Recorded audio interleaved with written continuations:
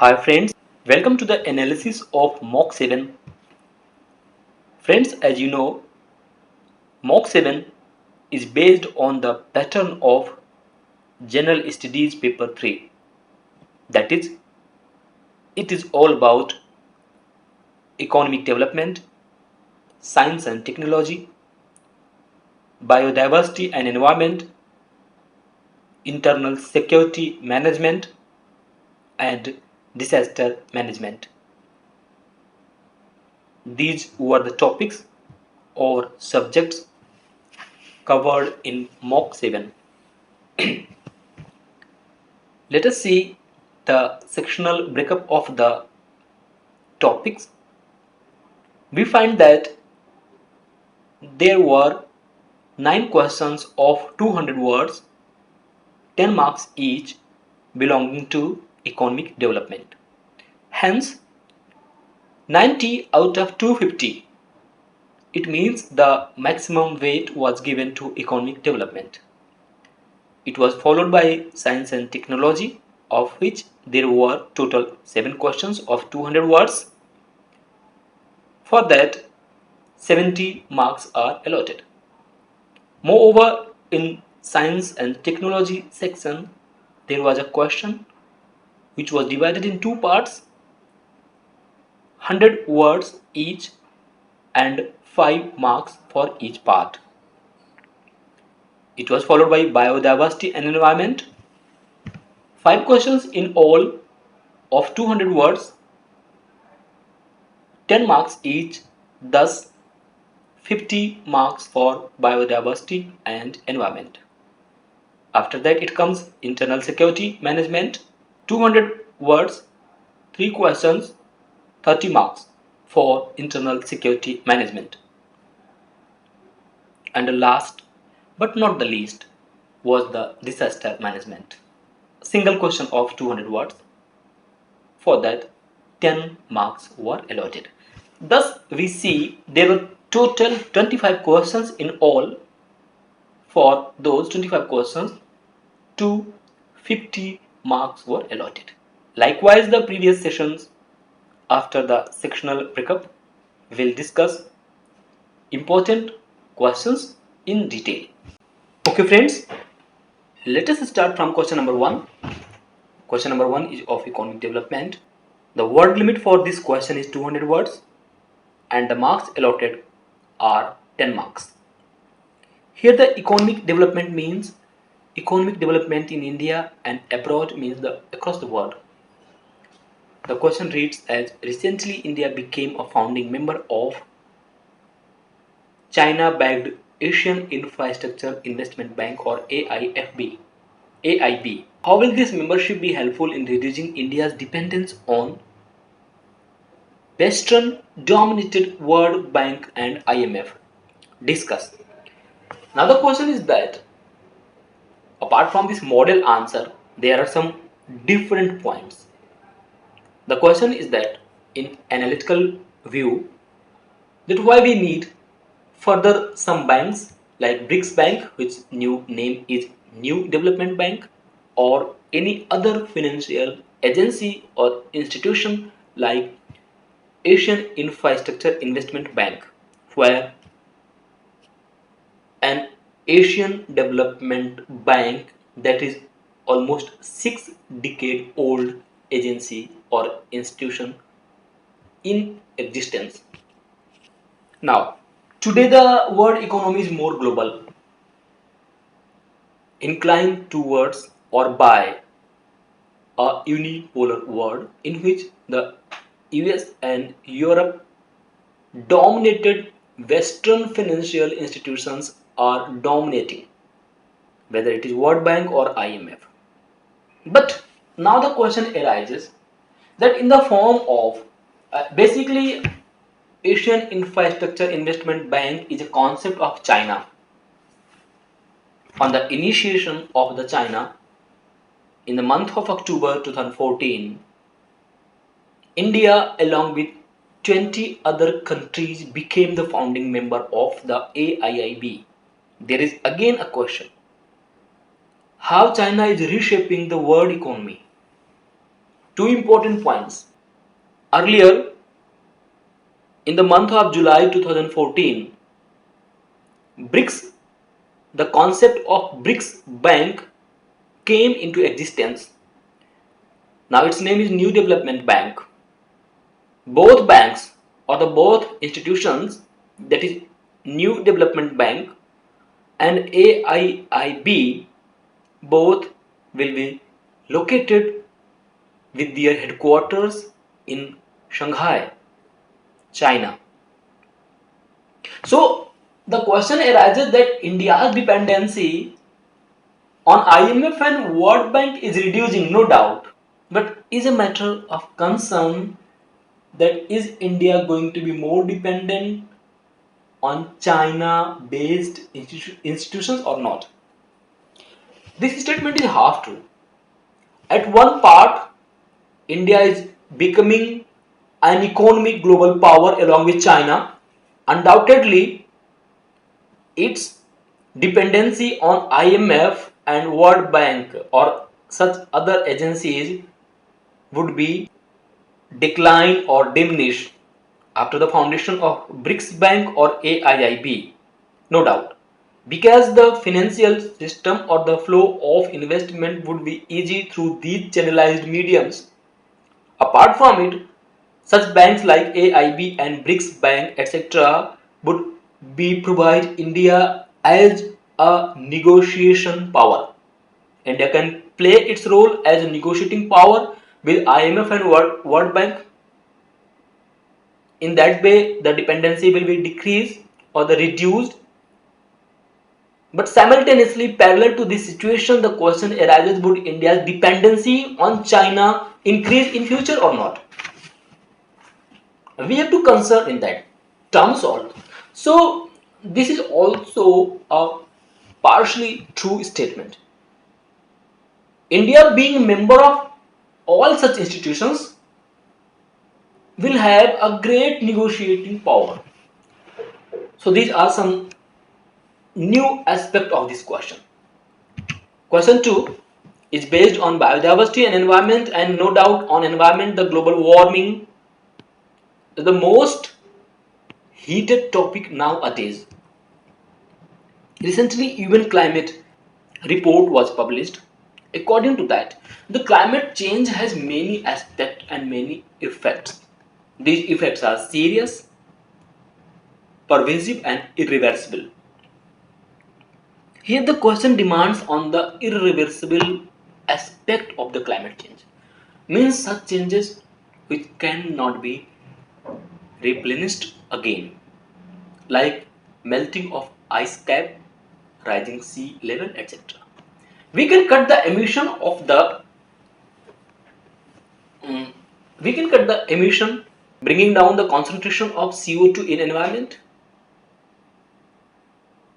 But there are some irreversible changes. Suppose the extinction or the shrinking of glaciers, rising sea level, the drowning of the low coast areas, flood, drought.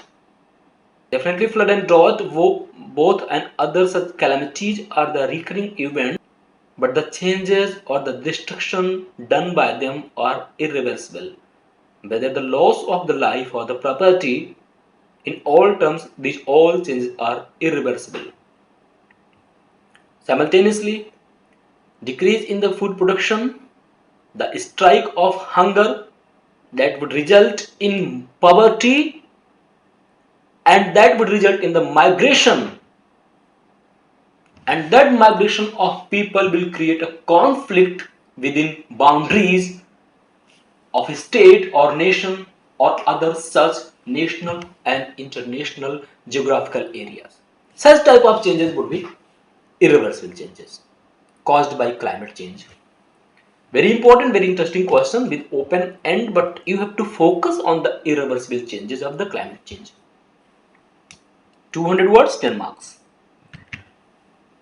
Question 3 is based on the internal security management, and when we talk about the internal security, there are some hot topics. The northeastern states, the internal security or the internal security threats of Naxalite, terrorism within country, apart from the cross-border terrorism, the situation of internal clashes and the exodus of the different community within the boundary of India. Same wise the question arises, same wise in that similar manner the question here arises from the northeastern state Assam and Nagaland. Boundary disputes, the land alienation or the dominance of a particular community or class in a particular area creates such type of clashes or the threat to the internal security. Here the question reads as: recently there were violent clashes between Naga tribes and a few Assamese groups in the border region between these two states. Examine the genesis of this dispute and the clashes between different communities. Suggest some solutions to the problem. Some historical background says that the clashes or the dispute arose in the year of the 1963 or in the decade of the 1960s, when the Nagaland achieved a statehood. Some disputed land or the border areas got into conflict, and now of them the violence erupts. The recent violence in 2007, Naga villages were raided by a village in Assam, which was called by a student union of Assam. Apart from it, apart from this, there are some ethnic or the historical reasons. Suppose that they call for the Ahom state or the Ahom kingdom. Another example is that the Okha district in Nagaland has seen conflict between the T tribe, migrants from the Assam, and local Lotha tribes. So these are small issues, but now or then they rise their head. They came as a national threat for India. What should be measures? Measure should be the clear marcation of the land and boundary, stringent law and order, third party negotiation or the intervention by a third state or center, involvement of the local people, society and NGO in negotiation, because we have to maintain peace, law and order by hook or by crook. So at max, disarming the armed groups on both sides, a legal action, and then punishment to the culprits. Question 4 is of science and technology. It is divided into two parts. Both are 100 words, for which 5 marks are allotted. Part A reads that what is Kevlon? Discuss its importance in the context of boxing. If you read the model answer, it is very simple factual question. There is no need of the analysis. Very direct question. If you know it, you can solve it. Since it lacks the analysis, so no guess work or subjectivity would be entertained in such type of questions. Kevlon is a skin ointment or a wound care health cream that is approved by International Boxing Association, that is to be implemented on the face of the boxers to prevent any bruise or cut. Very easy question. If you know, then it is easy. Like factual question, like such questions are like preliminary questions. If you know the answer, you can tick. Otherwise, do not write blunder or anything blunder in such type of questions. It's better to miss such type of questions. Hydroponics, again very generalized, very easy question. All of you must know that what is hydroponics. At least you know that what is hydroponics. Growing and breeding of plants without using soil is known as hydroponics. It uses simply water and other minerals and nutrients. In this way, you can say that what are the positive and negative effects or the advantages and disadvantages. In this, advantages are more with 2 or 3 disadvantages.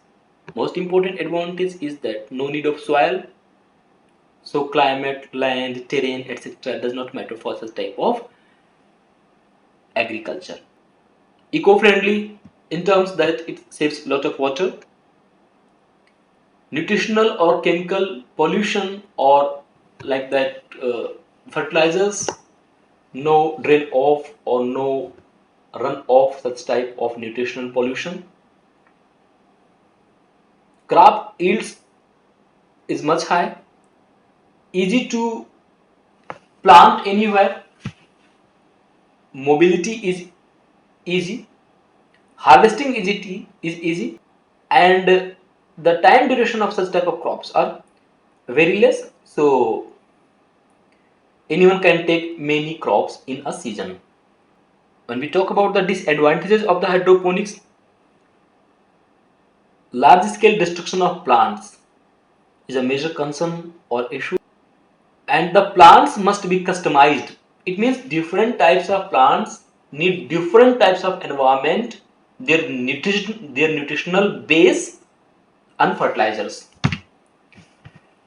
This was the question number 4 of science and technology. Easy question in all terms. Each part was of 100 words. For that 5 marks were allotted. Now the question number 5 is again from science and technology. More important, and again a question of current affairs. After the successful advent of the Mangalyaan, as we know that Mars orbiter mission was maneuvered into space, how India's image has been changed in the global space community. Is it true that the success of the MOM established India as a giant global space power? Yes, it's true. There are 3 main aspects of this change. 1. Indigenous technology. 2. Cost effective. And 3rd is the accuracy. As we know, the Mars orbiter mission was a mission of Indian Space Research Organization, ISRO. Total indigenous, cost effective. The budget was less than 450 crore, quite less than the budget of a movie Gravity, which was released in Hollywood last year. Can anything be more cost effective? And 3rd, the accuracy. That is the most important. Accuracy brings the confidence and the credit in the system. In very first attempt, India got succeeded in its mission. That's the most important point of this overall mission. Technology demonstration, realization of indigenous technologies, and morale boost. These all are aspects of this question. So these were from 1 to 5 questions. Okay friends, let us come to question number 6. What is the importance of indigenization of military hardware? What are the various steps taken by the government in this regard? Examine. In the wake of recent corruption and the malafide deals in the procurement of defense equipment, now it is very necessary to ponder on indigenization of the military hardware products and equipments. There are the many benefits. Since the foreign produced hardwares are exposed to all other countries, hence their capacity to handle wartime strategy is not safe. The indigenized hardware could be proved more lethal, stealth, endeavor, and in all ways of mannerism. Considering the global threat and the global economy in terms of the defense deals, it's very crucial issue for India nowadays. First of all, Indigenization of the military hardware would reduce India's dependency on foreign markets. It will provide a thrust to the indigenous technology development system. It will establish India's defense producing companies like DRDOs, HAL, etc. at global level. India could be proved a weapon exporter also. And what steps should be taken by the government? That is a very important. All procurement and deals must be transparent. Continuous advancement, research and development in the technology. Emphasis on collaboration, co-production and technology transfer mechanism should be cleared also. Here is an example also, like the production deployment of BrahMos missiles. Question 7. What is price index? How is it related to poverty estimation? Explain. In very simple term, price index is a ratio. A ratio between two different variables. It may be PPP, that is the purchasing power parity, and market exchange rate. And in other terms, it is an average or normalized rate of prices in relation to the given class of goods in a region during a time span. Now the question arises how the PI, the price index, is related with poverty estimation. If the price index is high, in simple terms, it means the PPP becomes high or market exchange rate becomes low. If we talk about in the terms of the numerator and denominator, the quotient would be high only if numerator becomes more or denominator becomes less. In both terms, PI will be changed. In that terms, poverty estimation line or the line which is drawn between above poverty or below poverty, or the definition of the poverty, that will be changed in that term. Apart from it, it is useful in the measurement of inflation also. If the PPP increases, people's purchasing power or the purchasing power parity increases, it means either the liquidity, increase in liquidity or decrease in the prices. Both are related with inflation. But it is not true that the PI measures only inflation. PI is also related with the inflation of different regions in different space and time also. So in this way we can relate price index to inflation and poverty estimation. Question 8. Effective ecological conservation needs an all-inclusive approach that protects wildlife and secures people's livelihood. Elaborate. Very important, very generalized and very subjective question. Why we need an inclusive approach to preserve or conserve ecology? Here we find the answer from the definition of the ecosystem. A system of biotic and abiotic factor. Inclusive approach means to conserve both biological and non-biological factors. In biological factors, the human beings along with the wildlife, along with forests, all are included. In non-biological process or the abiotic factors, they are the natural resources. Since in all ecosystem, all component of the ecosystem, whether it is a component or the units of the food chain or food web, they all are interdependent and interlinked. Hence, there must be an inclusive approach to conserve all parts of the ecosystem. That we need. We have to more pro-sensitive towards nature. Development of sanctuary, biological parks, national parks, botanical gardens are good examples.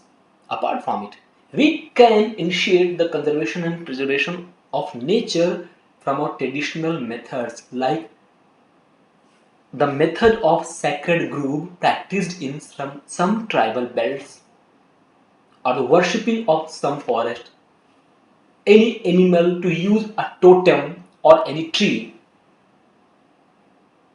These all are different measures and steps.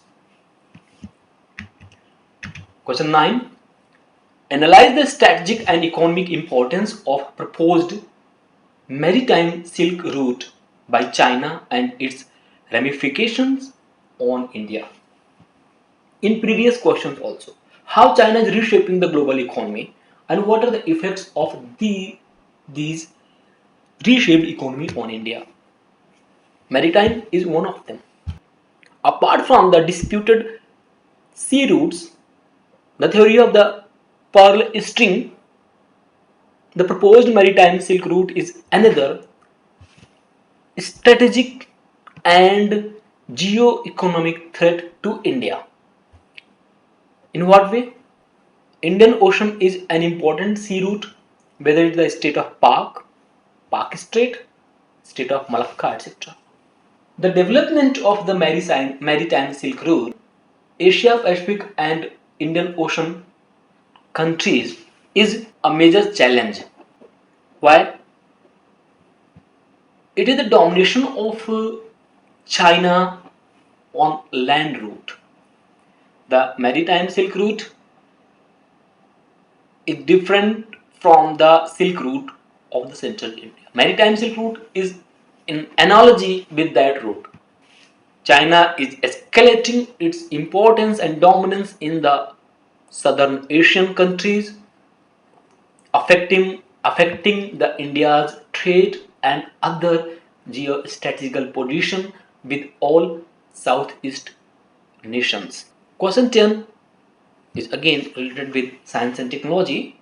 Last year in GS paper 3 there was a question on drug combination. On that line this question has been framed and more specific. It is about the drug combination related with multi drug resistance TB. PAMZ drug combination, how it could be proved a panacea for multi drug resistance TB. There are two or three important aspects. Without discussing the technicality of this drug, it can reduce the testing period. It can reduce the dependency on the DOTS or standard type of clinical trials. Again, this drug combination produces or reflects a new approach treating both TDR and MDR-TB. This is all about question number 10. Okay friends, let us discuss question number 11. The Union Ministry of Science and Technology recently introduced a student outreach initiative in which scientists have to give lectures to school children in India. Discuss its significance. In fact, this question is also based on the science and technology, but in more clear terms on scientific endurance and scientific temperament. How to increase the scientific temperament and endurance in the field of science and technology, that the way by providing scientific education. For that, government had launched the initiative in which the scientists and professors of the research institute will teach science and technology in school. There are many objectives for this initiative to let aware students about the scientific and technological development, to glamorize and popularize science and technology as career. Apart from that, there are some other provisions also. In our fundamental duties, part 51A of Indian Constitution, according to that fundamental duty, to give scientific and technological education is part of fundamental duty.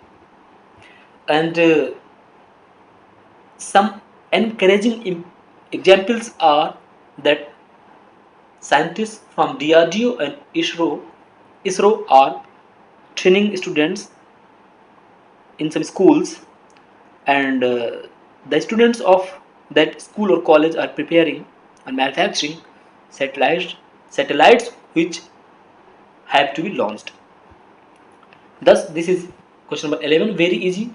with an open-ended discussion, and each and every student or candidate must attempt this question. Question 12 is based on disaster management.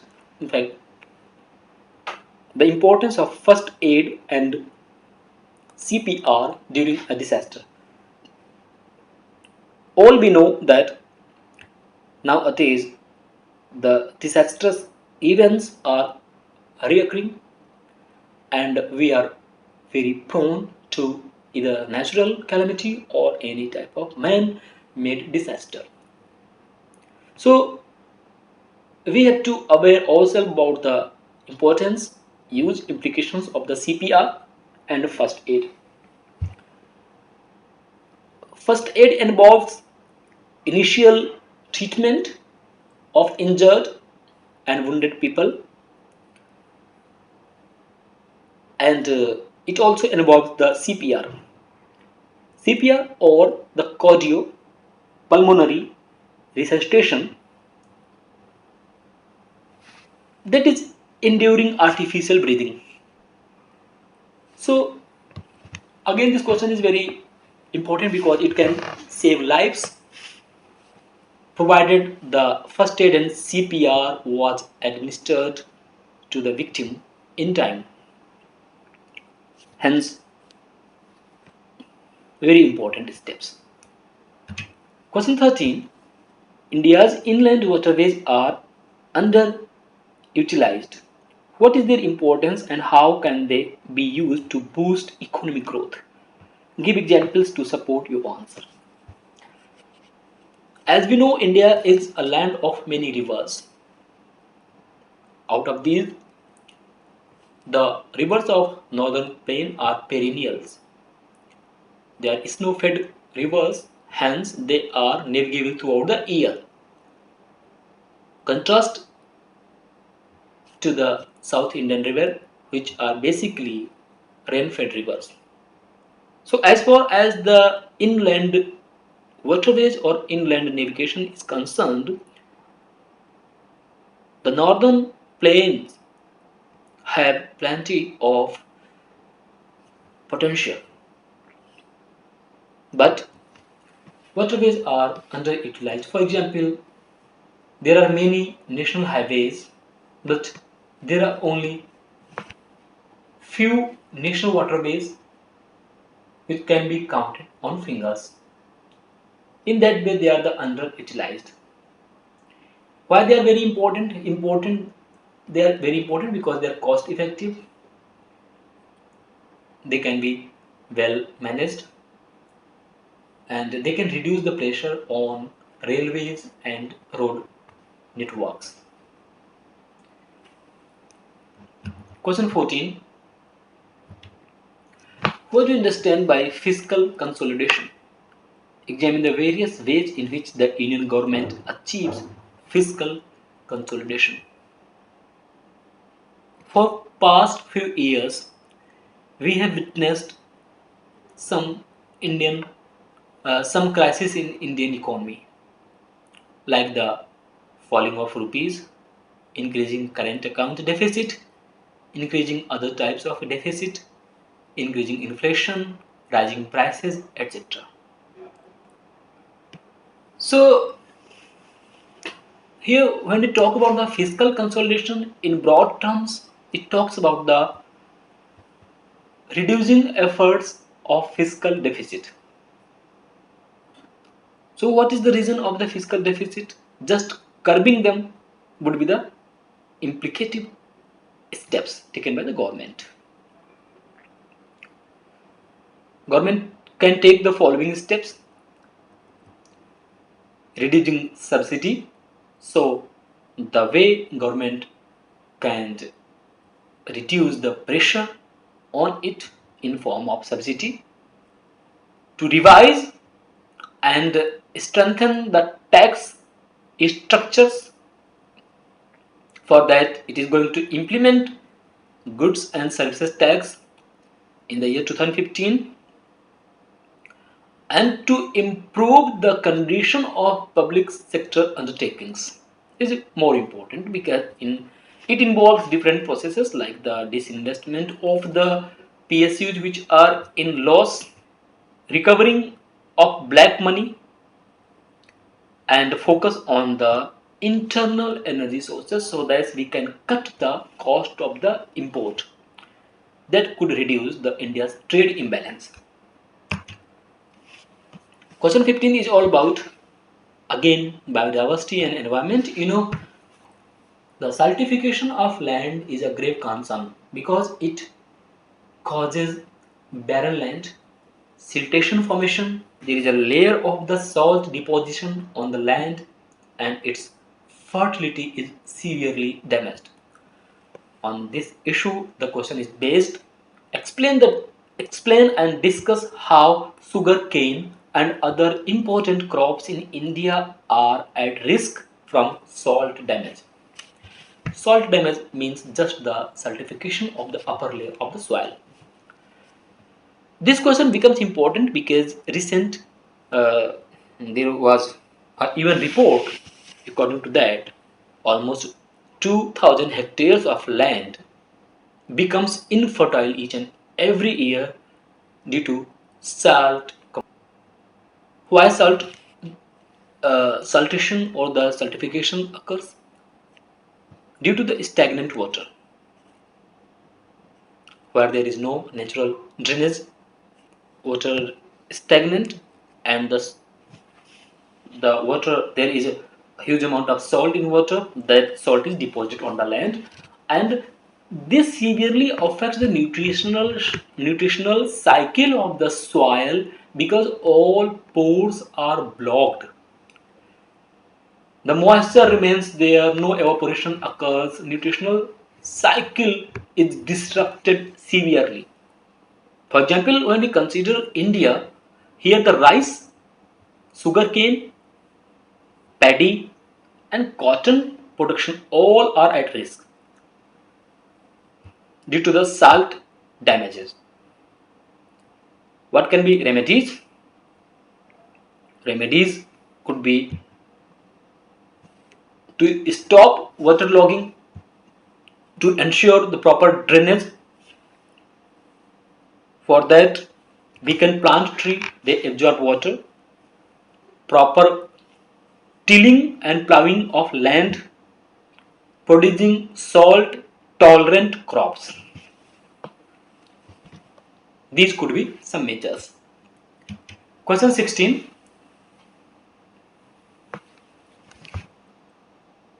A question based on the security, internal security basically, and external security as well, because the terrorist organizations are threat to internal as well as external security both. How are the various terrorist organizations around the world financed and funded? Discuss in detail the module and channels used for siphoning funds towards global terrorist organizations. In the wake of rising events of many terrorist organizations nowadays like Islamic State, the most recent, the abduction, the events of abducting girls by Boko Haram, regular activity of Al-Shabaab, Tuareg rebels, etc. Apart from Al-Qaeda, Jaish-e-Mohammed, Lashkar-e-Taiba, etc. These are some internal organizations. This question becomes very important, that how the terrorist organizations are funded. Now, I'll give you a very interesting and a new information. Islamic State has taken an initiative to launch its new currency so that it can reduce its dependency on the foreign currency like dollar and any other foreign currency. Funding of IS or the Islamic State is also different in nature and kind. It has engaged itself into the illegal trading of the crude oil, indulging some middlemen who are negotiating the Islamic State and other foreign countries. This is a new form of funding. Erstwhile, it has been some channels, some foreign channels or some other developing Muslim nations or other some Islamic nations which have vested interest in the development of such terrorist organizations. They used to fund, but now it has been changed. The money laundering, the black money, the flow of black money to these were the different types of channelizing and siphoning the funds towards the terrorist organization. The Financial Action Task Force has been established by G8 nations to curb the money laundering and trends, other flooding trends in siphoning of money towards terrorist organizations. Question 17. What are the various reasons for river Ganga being extremely polluted? Why have the efforts to clean the river failed? Examine critically. As the mission Clean India or Swachh Bharat Abhiyan is on the verge of the talk. Question arises how Ganga Action Plan, Clean Ganga mission has been failed. Ganga is not only a river in India, it is part of social and cultural life of Indian people. There are many reasons for the pollution, industrialization, lack of sense of hygiene, religious reasons. There are many reasons. We have we have we are less sensitive towards our ecology and environment. We are polluting Ganga for years and decades. There is no foolproof sewage transplant scheme or organized proper drainage of sewage or treatment plant of other hazardous which are excreted from the factories and other industrial units which are located at the bank or near the river Ganga. Apart from it, many types of corruption, nexus, etc. have been responsible for the failure of the Ganga mission. Here is an example. Government announced an integrated Ganga development project titled Namami Ganga and shut down 48 industrial units around Ganga. Examine the importance of food processing industry in the Indian economy. What measures has the government taken to boost this industry? As we know that India is a major food producing country. Still, in the field of food processing, we are far behind in comparison to other countries. I'll give you an example. In India, we consume 80% raw food and only 20% processed food. This equation is reversed in the developed European countries and US. There 80% food is processed, that is consumed by the people, and only 20% or 25% raw food is used. Why we need food processing industries?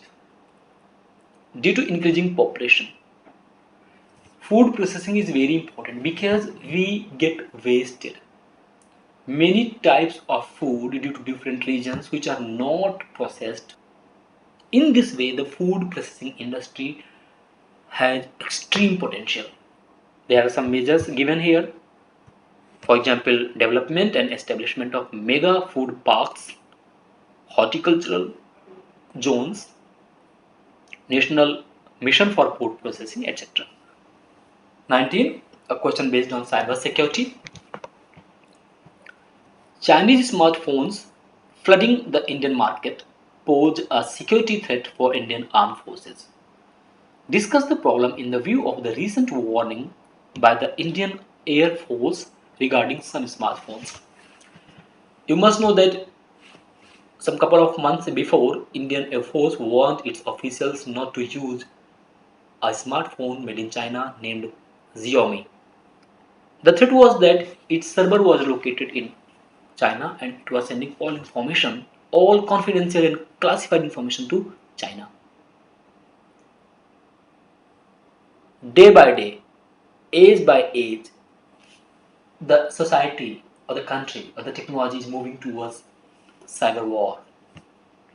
The sharing, the leakage of the information would be very radical in strategic and other aspect. So this could be a major threat. Apart from it, recently EC Council, European Commission's Council, and other regulating bodies warned developing countries like India to aware or to be at high alert using smartphones. So these are some examples for this question. Question 20. It is essential to have a modern monetary policy framework to meet the challenges of an increasingly complex economy like India, and since monetary policy takes time to act on output and inflation, a forward looking assessment is essential. Analyze. I think this is the most beautiful question of this whole paper. This question has many aspects of Indian monetary reforms, policy, how we take on the different problems of inflation and other price rise issue, the devaluation of rupee or the lowering of rupees, etc. Until and unless we could guide ourselves under a framework of modern monetary policy, we could not meet the modern challenges. Because now the challenges are beyond the boundaries. World being a global economy, now the challenges are beyond the boundary. So if we do not analyze and modify our monetary policy day by day, we could not cope with other foreign problems, like whether it the European sovereign debt crisis or the crisis in US economy. For that, government has introduced some measures. In recent budget, the current finance minister, Mr. Arun Jaitley, has launched some initiative to modernize and more applicable monetary policy framework. Okay friends, now come to question number 21. Examine the efforts made by the scientific community, UN agencies, and the international community to combat Ebola virus disease. As we all know about the Ebola outbreak in Western African countries, Liberia, Guinea, Ghana, etc. The relief, analysis, notifying, segregation, remedy, treatment, all at all level, the world health communities, nations have been alerted. For example, there is multiple level of tasks going on simultaneously.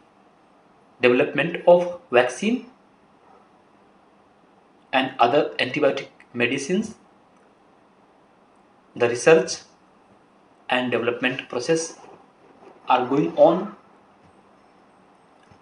Proper treatment, proper isolation of the infected people, all have been managed. Suppose we take the example of India, all airports are at high alerts and intensive testing and checking of all patients or all people coming from the infected countries are done. Some countries have been stopped the flight or the movement of people from one country to the infected countries, or have infringed the arrival of people from the infected countries. Like Canada and Australia have stopped all flights from African countries, especially those are infected with Ebola virus disease. Pharma companies in different nations are preparing drugs.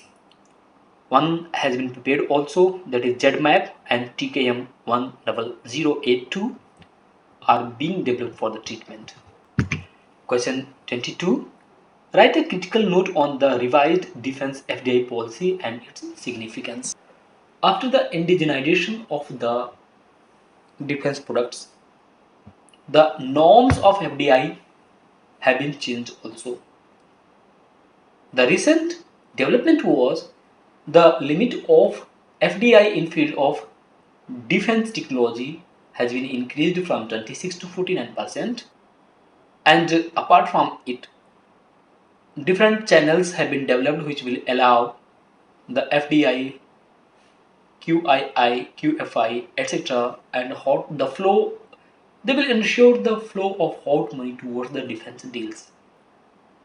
The norms of the joint ventures have been relaxed, so some measures are there. Question 23. Using an example, comment on the environment impact assessment process for nuclear facilities in India. EIA, environment assessment, environmental impact assessment is the process of identifying and assessing the social and environmental impact of nuclear or any other such projects in any country. After the coordination and collaboration between different ministries, now the Ministry of Environment and Forests derives the norms following the powers provided it under Environment Protection Act 1986. And we are now more concerned towards environment impact assessment after Fukushima disaster. Different types of institutes and research organizations are involved in EIA. For example, Nagpur-based NIRI was involved in the assessment of Jaitapur power plants. 24. What are biomaterials? Explain their utilities with suitable examples. Any such biotic or abiotic material, some inorganic or organic materials, biotic or abiotic materials could be compatible with biological phenomenon that could be implemented in living beings, implanted in living beings, including human beings, to replace damaged or failed tissue are known as biomaterials. There is huge versatility and variety in biomaterials as per their use and production.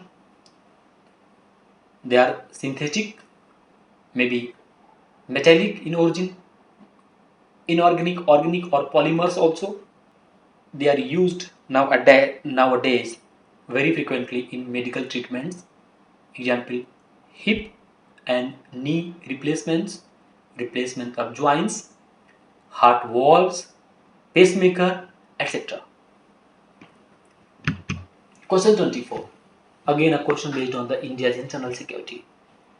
In the recent past, attacks directed against Northeast communities have brought into question the safety, fundamental rights, fraternity and secular attitude of people across the country. In recent past, we have seen a kind of hostility and a futile enmity towards the people of Northeast. Whatever was the reason, but are we ashamed of these activities? Here we say that this is an irony that when we celebrated our Independence Day, on the very day some people were being attacked in southern city Bangalore and they were forced for a huge mass exodus. Is the pluralist nature of the Indian culture and society? No. This is a social and national threat. If we study across different states of India, we'll find that the people from Northeast are isolated, hated, humiliated in different ways. They are treated as a foreign national. This is going to produce a discontent and isolation and separatist behavior and psychology among them. This must be stopped because in the form of A unified and integrated nation, India need to be stand strong and walking tall. So, friends, thank you very much. This was all about GS Mock 7, that is based on General Studies Paper 3. Thank you so much.